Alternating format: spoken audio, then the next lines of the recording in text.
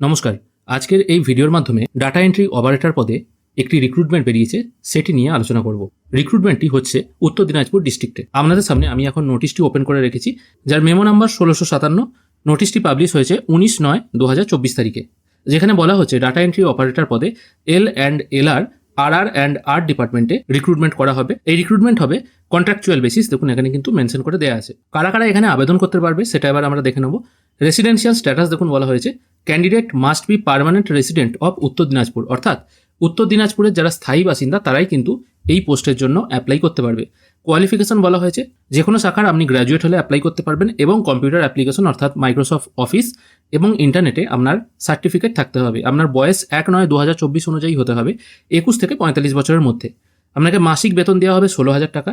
পোস্টের নাম data entry operator এবং এখানে 12টা পোস্ট আছে। অনলাইনের মাধ্যমে অ্যাপ্লিকেশন করা যাবে। অ্যাপ্লিকেশন প্রসেসটিও আমি একটু পর দেখিয়ে দিচ্ছি। সিলেকশন প্রসেস এখানে বলে দেওয়া আছে, প্রথমে রিটেন টেস্ট হবে, তারপর কম্পিউটার প্র্যাকটিক্যাল টেস্ট এবং তারপর ভাইবার মাধ্যমে আপনার সিলেকশন হবে। অ্যাপ্লিকেশন শুরু হয়েছে 19 সেপ্টেম্বর 2024 থেকে। অ্যাপ্লিকেশন পর্ব চলবে 22 অক্টোবর 2024 পর্যন্ত। রিটেন টেস্টের ক্ষেত্রে এখানে কিছু কিছু কথা বলা হয়েছে। 50 নম্বরের রিটেন টেস্ট হবে, যেটা মাধ্যমিক স্ট্যান্ডার্ডের MCQ টাইপের প্রশ্ন থাকবে।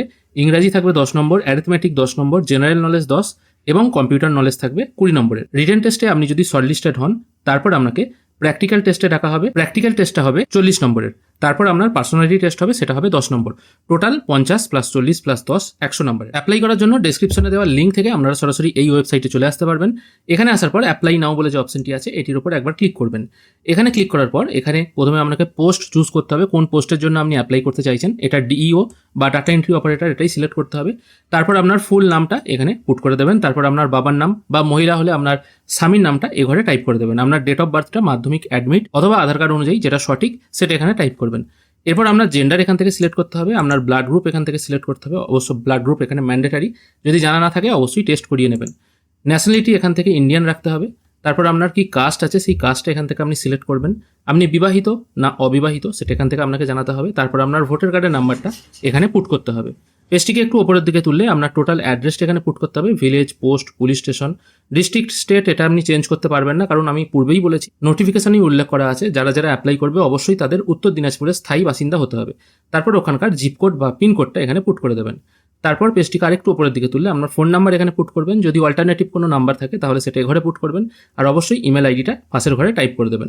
এরপর আপনাকে এডুকেশনাল কোয়ালিফিকেশন এখানে দিতে হবে।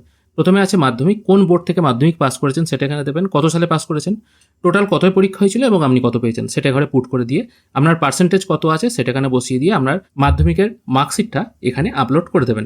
মাধ্যমিক, উচ্চ মাধ্যমিক, গ্র্যাজুয়েশন একই রকমভাবে 3টের মার্কস এবং মার্কশিট এখানে আপলোড করতে হবে। এরপর এখানে আরও কিছু কিছু ডকুমেন্ট আপলোড করতে হবে। সেটা হলো আপনার একটি পাসপোর্ট সাইজ ফটো, আপনার সিগনেচার, এজ প্রুফ হিসাবে মাধ্যমিকের অ্যাডমিট কার্ড দিয়ে দিতে পারেন। তারপর আপলোড করতে হবে আধার কার্ড, যদিও এটা ম্যান্ডেটারি নয় তাও কিন্তু আপলোড করে দেবেন। তারপর ভোটার কার্ড বোথ সাইডে এখানে আপলোড করবেন, কারণ ব্যাক সাইডের দিকে ভোটার কার্ডের আপনার ঠিকানাটা উল্লেখ করা থাকে। তারপর অবশ্যই কম্পিউটার সার্টিফিকেট থাকতেই হবে, আমি তো বললাম কম্পিউটার সার্টিফিকেট এখানে চুজ ফাইল অপশন থেকে আপলোড করে দেবেন। তারপর পেজটিকে আরেকটু স্ক্রল করে নিচের দিকে এলে আই অ্যাকসেপ্ট এই অপশনটায় টিক মার্ক দিয়ে সাবমিট অ্যাপ্লিকেশন বলে যে অপশনটি আছে এটির উপর একবার ক্লিক করবেন। সবকিছু ডকুমেন্ট সাকসেসফুলি আপলোড হয়ে যাওয়ার পর আপনার ফর্মও সাকসেসফুলি সাবমিট হয়ে যাবে। এরপর আপনারা অ্যাপ্লিকেশন ফর্মটি ডাউনলোড করতে পারবেন। আর ডকুমেন্ট আপলোডের ক্ষেত্রে বলে দিই, সমস্ত ডকুমেন্ট কিন্তু আপনাকে JPEG ফরম্যাটে আপলোড করতে হবে। ফর্ম ডাউনলোড করার জন্য আপনার ভোটার কার্ড নাম্বার এখানে পুট করবেন। তারপর আপনার ডেট অফ বার্থটা পুট করে সাবমিট করবেন। সাবমিট করার সঙ্গে সঙ্গে আপনি যেগুলো ফিল করেছেন সেগুলো এখানে শো হবে। তারপর অ্যাপ্লিকেশন ফর্ম, তার পাশে লেখা আছে ডাউনলোড অ্যাপ্লিকেশন। এটির উপর আপনি যখনই ক্লিক করবেন যে ফর্মটি আপনি এতক্ষণ ফিল করলেন সেটা কিন্তু আপনার সামনে শো হবে। এই ফর্মটা আপনাকে প্রিন্ট আউট করে রেখে দিতে হবে। এইভাবেই কিন্তু আপনারা এই ডাটা এন্ট্রি অপারেটর পদে অ্যাপ্লাই করতে পারবেন অনলাইনের মাধ্যমে। এখানে অ্যাপ্লাই করার জন্য কোনো রকম কিন্তু আবেদন ফি লাগছে না। আশা করি আজকের এই ভিডিওর মাধ্যমে আপনারা বুঝতে পারলেন কী করে আপনারা এই ফর্মটি ফিল আপ করবেন। আশা করি আপনাদের এই ভিডিও ভালো লেগেছে। যদি ভালো লেগে থাকে অবশ্যই একটি লাইক করবেন। ভিডিও দেখার জন্য অসংখ্য ধন্যবাদ। ভালো থাকবেন।